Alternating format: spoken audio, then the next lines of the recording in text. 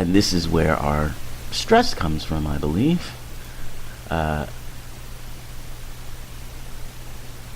we know, I think Valentine's Day for many can be a source of anxiety. And it doesn't necessarily have to be because you're single and not with someone. A lot of people who are in relationships but aren't particularly happy in them can feel anxiety over Valentine's Day because of the commercialization of it and the idea that we must be in these perfect relationships. So we judge ourselves if we're single, or we judge ourselves because the relationship is not all that you want it to be.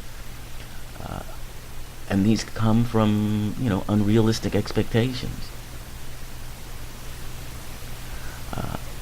And this makes Valentine's Day possibly the most toxic holiday of all.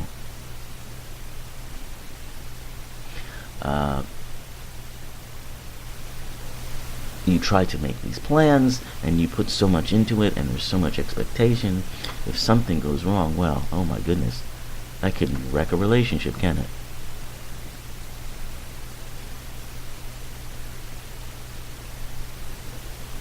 We compare ourselves to other people we think are having, these great Valentine's Day plans. If they're in a relationship, or we compare ourselves to people, if we're single, who have relationships. And apparently, from a study, well, the study's about 9 years old now, but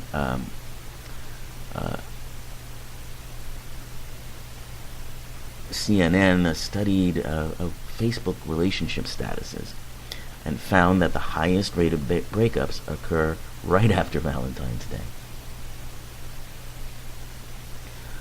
And that probably is because of these unrealistic expectations that we have and that aren't met.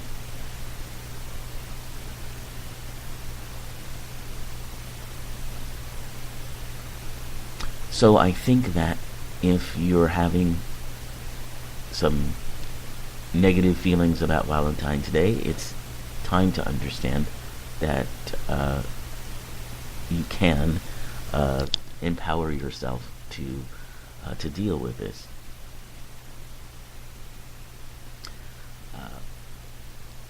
The unrealistic expectations, the stress you don't need.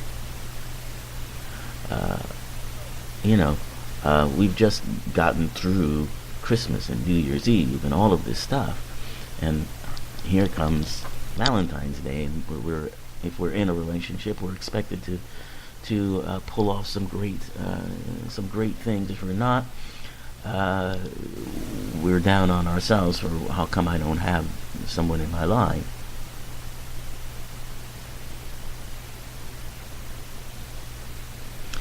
Valentine's Day sets you up for failure in many ways because you're expected to look great.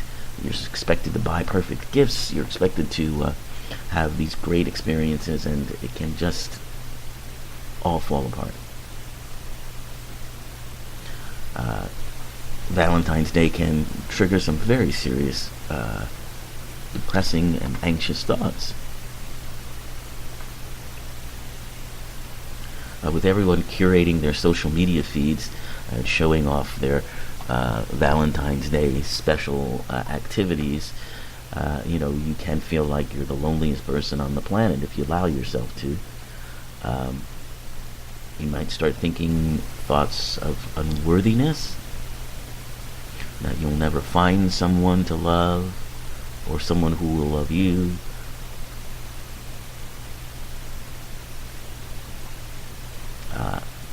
If you do have a relationship, you may feel pressure to spend a lot of money that you don't have. But mostly it just creates an unrealistic fantasy about what you should expect in a relationship. If you're expecting your boo to turn into the kind of person who is, lavishing gifts and cooking romantic dinners and some kind of a hero out of a rom-com movie. Um, you're kidding yourself.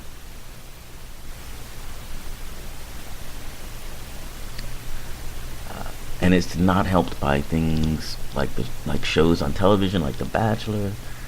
Uh, the idea that romance means hearts and flowers and all of this stuff is, um, yeah, people just aren't romantic that way. At least some people aren't.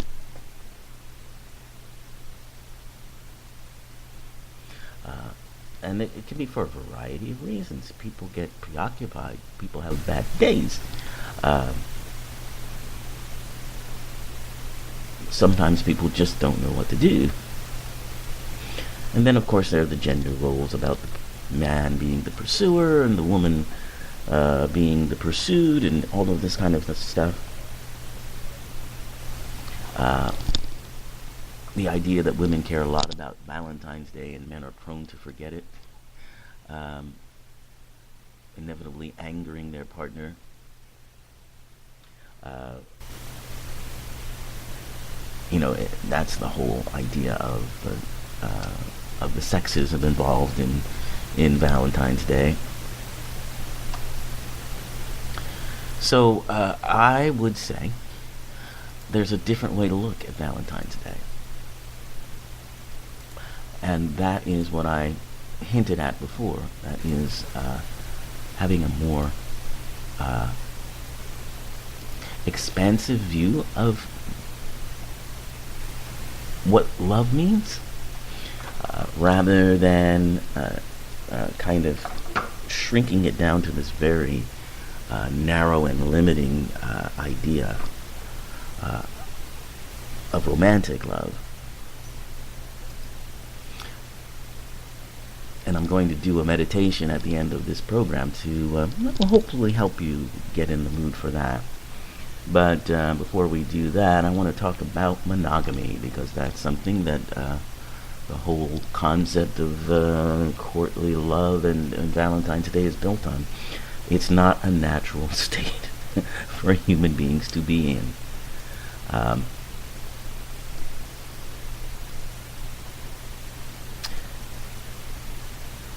It is,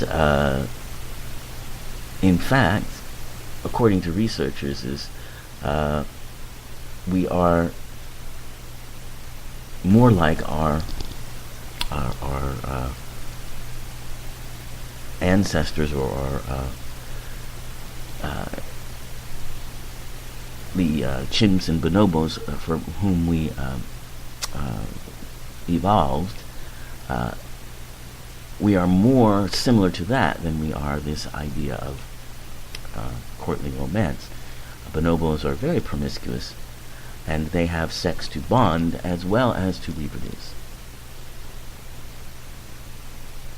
Monogamy is a state that's imposed by our society for many of the reasons I mentioned. Much of it is transactional, to have children and raise families. And, according to some researchers, when it comes to being faithful and monogamous, there isn't a difference in the sexes.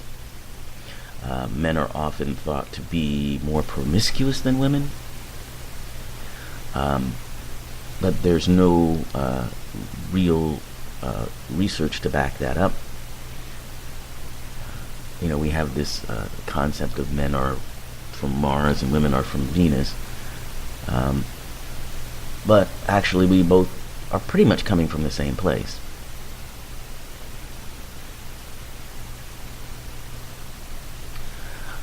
So, like humans now, the bonobos are the only animals, the males at least, that have sex face to face and have external testicles.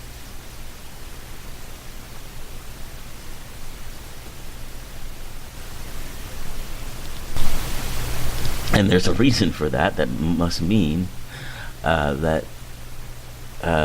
and the females are just as equipped to have sex at any given moment.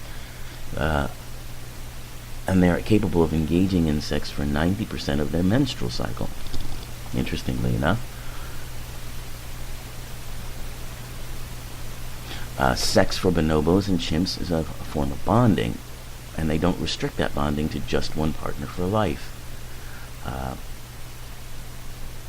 So monogamy is not something that's hardwired in us, but promiscuity is.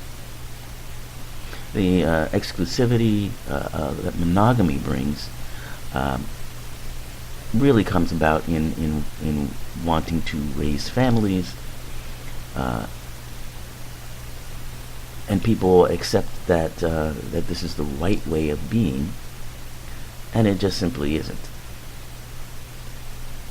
And you can see that in one of the more telling statistics is the huge rate of and a huge amount of pornography that is consumed annually. The porn industry is even today, in a time when there's so much availability of it for free, it still brings in amazing amounts of money. Let me see if I can find that statistic. I'm going to try to pull that up because it really just surprised me. Of course, because everybody always kind of looks down on it, but a lot of people have to be doing it to make this kind of money. Let me see if I can find that statistic. But the fact is, or what I'm trying to say here is that promiscuity is something that's in our nature, and the drive to stay monogamous is something that actually is hard work and pushes against who we are, the truth of who we are in many instances. It's not that we shouldn't do it, it's just that perhaps we need to understand that we can have, and maybe should have, many relationships throughout our lives, especially as we get older, and we are living lives for much longer now. I mean, our average life expectancy is much longer than it's ever been, and it's going to continue to grow. And through a lifespan, I think it's expectable that you will have many different relationships, either through the fact that perhaps a spouse passes away, or the relationship dissolves, for whatever reasons. I think the longer we live, the more relationships we're going to have. So the idea that we need to be exclusive to one person, it really is about trying to bring these families into being, and it's about procreation, and this is related to the religious belief in many religions that we are here to procreate. But let's see. Still trying to find that stat. It's really astounding. But anyway, so we carry a biological imprint of polygamy, not monogamy. And this can complicate things, and certainly, the divorce rates and the rates of, infidelity would suggest that.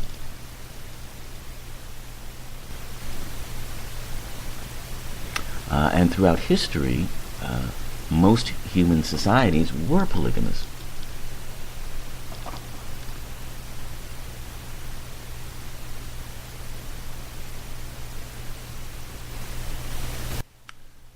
So it's very fascinating to look at it that way.